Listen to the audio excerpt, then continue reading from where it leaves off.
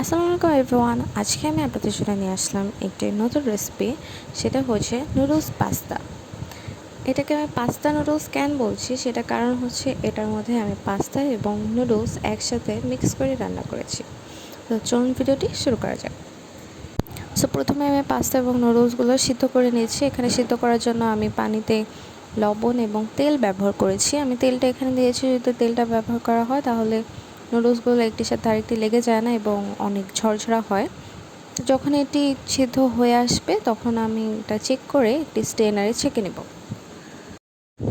তো এটা ছেঁকে আমরা এটাতে সামান্য পানি দিয়ে নুডলসগুলো আমরা ঠান্ডা করে নেব। এরপর আমি একটা প্যানে দিয়ে দিলাম পরিমাণ মতো তেল, তারপর দিয়ে দেব গাজর কুচি। আর এইভাবে কিভাবে আমি এত সুন্দর মিহি এবং চিকন করে গাজরটা কেটেছি সেটা একটি ট্রিক্স অ্যান্ড টিপস আমার শর্ট ভিডিওতে দেওয়া থাকবে, আপনারা চাইলে দেখে নিতে পারেন। এরপর গাজরটা হালকা আমরা একটু ভেজে নেব। গাজরটা একটু হালকা ভাপ দেওয়ার জন্য আমরা এটা ঢাকনা দিয়ে ঢেকে দেব। ঢাকনা দিয়ে ঢাকার পর আমি চুলার ফ্লেমটা আপনাদের দেখিয়ে দিচ্ছি। এটা একদম কম ফ্লেমে আমরা গাজরটা ভাপ দিয়ে নেব। 5 মিনিট পর ফিরে আসলাম। গাজরটা আমাদের অলমোস্ট 50% সিদ্ধ হয়ে গেছে। এরপর আমরা এটা একটু সাইড করে রেখে আমাদের নুডলস রাঁধতে বাকি যে উপকরণ সেগুলো দিয়ে দেব। দিয়ে দিলাম আমরা পেঁয়াজ এবং মরিচ কুচি। এরপর আমরা এটাকে সুন্দর করে ভেজে নেব। আমি এখানে বলে দিচ্ছি আমি নুডলসে একটু কম পরিমাণে তেল ইউজ করতে পছন্দ করি, কারণ নুডলস জিনিসটার মধ্যে যদি তেলটা অনেক বেশি হয়ে যায় এটা খেতে অনেক অস্বাস্থ্যকর এবং ভালোও লাগে না, এটা কেমন যেন লাগে তেল তেলে হয়ে গেলে।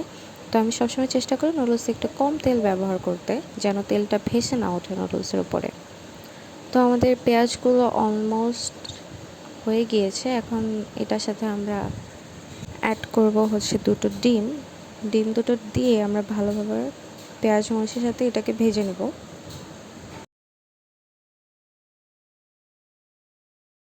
এটা একটু ভেঙে স্ক্রাম্বল করে তারপরে আমরা এটার মধ্যে ছিটিয়ে দেব স্বাদ মতো লবণ। লবণটা দিয়ে এটাকে আমরা ভেজে নেব। এরপর ডিমটাও হয়ে গেলে আমাদের সব উপকরণগুলো আমরা মিশিয়ে নেব এবং সবগুলো ভালোভাবে মিক্স করে আমরা দেব ম্যাগি মশলা। ম্যাগি মশলাটা আমি এখানে 1 প্যাকেট ব্যবহার করেছি। ম্যাগি মশলাটা দেওয়ার পর এটা মিশিয়ে তারপর আমরা আগে থেকে যে স্টেইনারে নুডলসটা ছেঁকে রেখেছিলাম ওই নুডলস পাস্তাটা এর মধ্যে দিয়ে দিব। আমি নুডলসের পরিমাণ এখানে বেশি দিয়েছি, পাস্তাটা একটু কম দিয়েছি।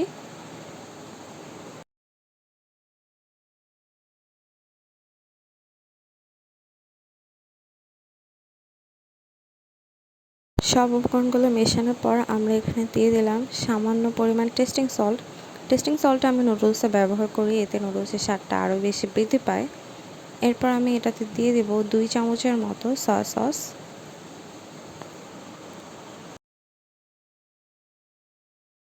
তো সব উপকরণগুলো আমরা ভালোভাবে মিশিয়ে নেব। দেখতেই পাচ্ছেন আমাদের নুডলসটা রান্না করা অলমোস্ট শেষ। অনেক বেশি ঝরঝরা এবং মজা হয়েছিল নুডলসটা খেতে। তো এটা কিছুক্ষণ নাড়াচাড়া করার পর আমরা চুলা থেকে নামিয়ে এটা সার্ভ করে নেব। তো এভরিওয়ান, রান্না করে ফেললাম মাত্র 5 মিনিটের দারুণ স্বাদের পাস্তা নুডলস। আপনাদের যদি আমার ভিডিওগুলো ভালো লেগে থাকে তাহলে অবশ্যই একটা লাইক দিবেন এবং সাবস্ক্রাইব করে পাশে থাকবেন। আল্লাহ হাফেজ।